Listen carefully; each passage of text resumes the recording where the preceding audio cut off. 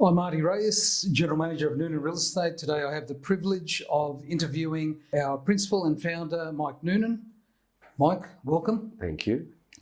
Mike, you're a Karate 7th Dan black belt. Yes, I am. Tell us a little bit about that. I was 13 years old and all my mates wanted to learn to fight and they went off to karate, and I thought it would be a good idea if I learned to fight as well. That's why we did all that. Bruce Lee was all the fashion. So I went off to a small Anglican church hall called St. Matthew's Hall on the corner of Lord Street and Botany Road in about 1982-ish.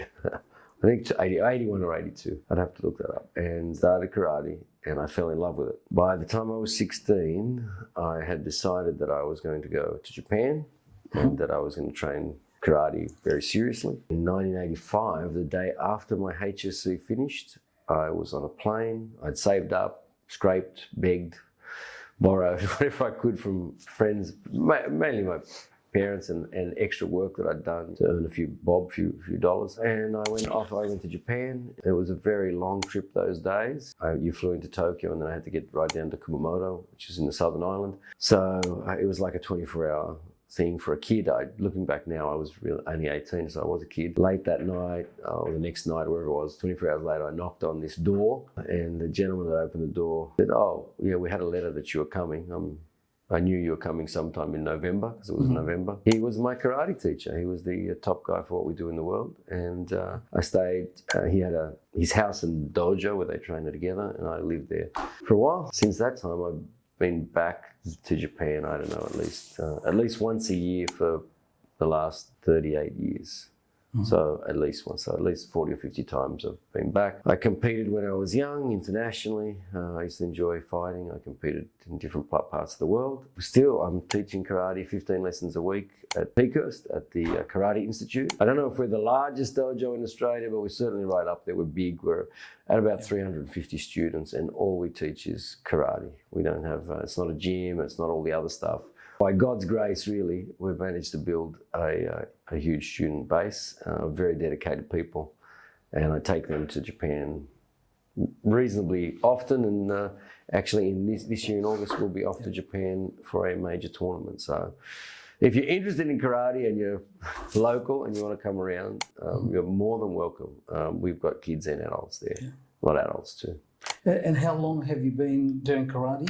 43 years this year, and I was graded to 7th Dan in Japan. They give you another special license or title, they call it, called Kyoshi. It's like a professor, you know, they grant you a kind of title of professor. I think the term actually means philosopher, but you kind of get the picture of what it's for. So I think I'm the youngest person my teachers ever graded me to. Not that I'm young, but I was the youngest person to get graded to Kyoshi. So yeah, we're pretty kind of proud of what we've been able to achieve here. And some great students, some fabulous students. I remember when I met you, it was back 93, 94, somewhere there. You were already a black belt back then. Yeah. I don't know what it was, a 2nd or 3rd Dan, I think. And I went off to do a, believe it or not, I cringe when I think of it. I went off to do that Jackie Chan movie, Mr. Nice Guy. I remember that. I took a break in real estate. I was called out to do a bit of work on that, so not something I wanted to stay with or a career I pursued, but it was just by chance that I fell into that. Well, karate's always been your passion because it has. You've been doing it for so long. I know you're very disciplined, you're very structured. I try to be. I think you are. I try to be. I don't think that of myself. You're always kind of your biggest critic, so I think I let myself down a bit sometimes. But how do you balance it? You've got a strong business here. I've seen the dojo, I've seen the students, and you're there all the time. I'm there Monday to Thursday and Saturday, and generally on Sunday too at the moment with the extra training for these competitors. Yes, you can look at balance as two ways. You know, if you got a lot on one side and you put a lot on the other, that's balance. So, you know, that balances out. Put your heavy weights on either side's balance. But look, the key for me is I'm very regimented with my morning ritual, as I call it. So I'm up at 4:30. I do a breathing exercise for about 10 minutes. I go straight into a freezing cold shower. That really wakes you up in the morning. I spend about 10 minutes in a cold shower. I'm getting old, so on Sunday I have a bit of a warm shower, but the other 6 days I just use cold water. I get into my day, I'm I'm doing emails. As you know, we communicate, Yes. Marty and I communicate from 5 o'clock onwards in the morning, pretty much. Yes, pretty much. Pretty much. Getting things sorted out for business and going through the things we have to do. I'm very a great believer in affirmations and goal setting and all that kind of stuff. I make sure that I keep those habits up because I think they've been very good habits for me. And I think for me, it's the best time to get in contact with you because you're hard to get. That's right, I'm hard to get. So 5 o'clock in the morning, you know I'm there. So now on the real estate side, Yeah. what made you want to get into real estate? I I wanted to make money, you see, it's simple. It was a long time ago now. It was a long time ago, just like I wanted to learn to fight, you know. Yeah. Simple reasons. Someone told me there's money in real estate. They didn't tell me the whole truth about it. They didn't tell me how hard it was going to be or how much you had to work and how tough it is. I think there was the same person, God rest his soul, John Casamati over in Bondi. A rugby match between two high schools, my former high school, Sydney Boys High.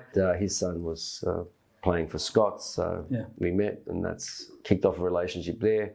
And John kind of sucked me into real estate, as he did those days. He was a good salesman, and that's where I met you. We sat next to each other, so that's how it started. From there, I switched employers. In about 2000, I decided that internet was going to be very big. Everyone knows it is, but those days it wasn't as well known, and so I decided to build an internet portal. I won't say I conned, but I convinced a couple of programmers that I was right.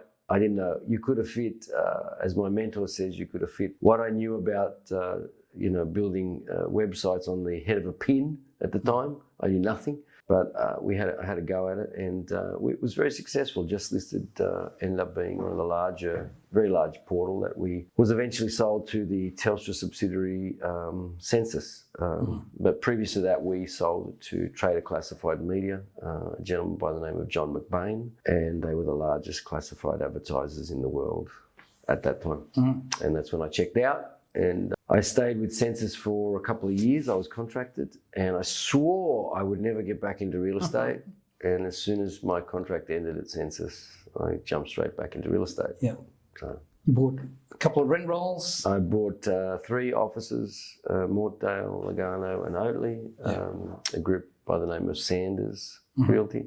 And we started growing from there. We're still small, in my eyes anyway. I don't see us as being very large. I still think we're very small, and we've got a long way to go. We are getting bigger. We're growing, that's for sure. We're growing acquisitionally, we're growing organically, and we're growing vertically too. We're introducing a whole lot of new verticals that have been starting to show some great promise and some signs of growth. Where to from here in terms of growth? Oh gosh. More rent rolls to purchase down the track? You know, every business has problems, and if you're a landlord or a vendor or there's a problem, talk to us because we will fix it. That's one thing I'm really adamant about. The business, it doesn't matter who you deal with. At some stage they're going to make a mistake. There's going to be a problem. A staff member's going to do something wrong. Yeah, they're going to piss you off.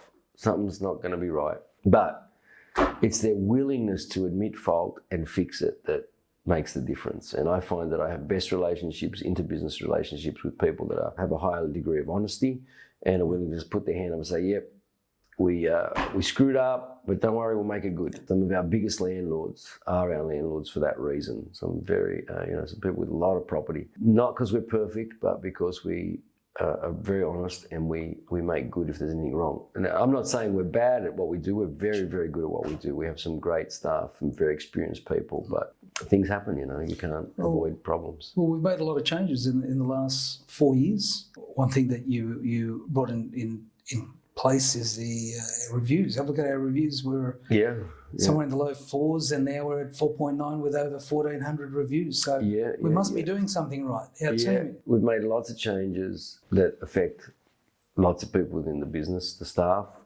They affect the landlords and they affect the tenants, and hopefully it's all been in a positive way, and that's been reflected in our Google reviews. From memory, I think we're over 1,400 reviews now. Is that right? Yep. And just a touch over. I've been told, I can't swear to this, but I've been told we're the biggest reviewed real estate business in the country. I think. I don't think anyone's got more reviews than us. They could be, but we're up there, and we're at 4.9 stars to boot, which is pretty difficult. Considering, when you've got rent issues, you're chasing arrears, sometimes you have to exit people from properties.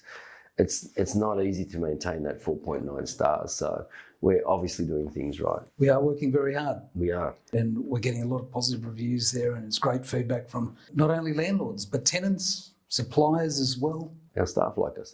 That's a good sign. Absolutely.